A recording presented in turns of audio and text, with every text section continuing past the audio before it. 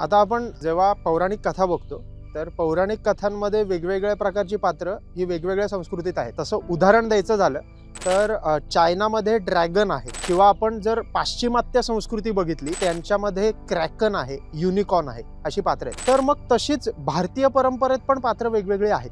त्यातलंच एक पात्र म्हणजे शरभ।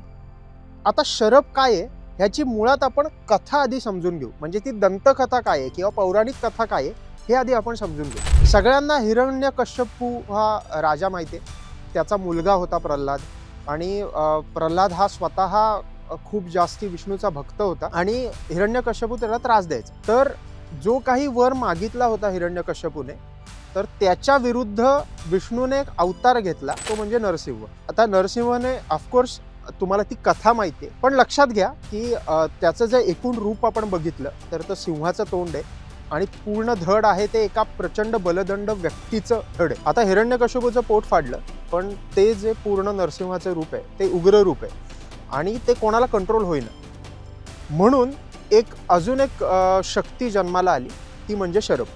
आता शरभ हा जन्माला आला तर त्याचं मूळ उद्दिष्ट काय होतं, तर नरसिंह अवतारावर एक अंकुश ठेवणं। नरसिंह हे विष्णू परंपरेतलं आहे आणि शरभ हे शैव परंपरेत। तर मी आधी तुम्हाला सांगतो की वेगवेगळ्या परंपरेतल्या लोकांनी वेगवेगळ्या प्रकारे ह्याला रंगवलेलं आहे। तसं उदाहरण द्यायचं झालं तर शैव परंपरेत शरभ हा नरसिंहावर कंट्रोल ठेवतो असे उल्लेख आहेत। वैष्णव परंपरेत असं म्हणतात की शरभ नावाचं कुठलं पात्रच आलं नाही।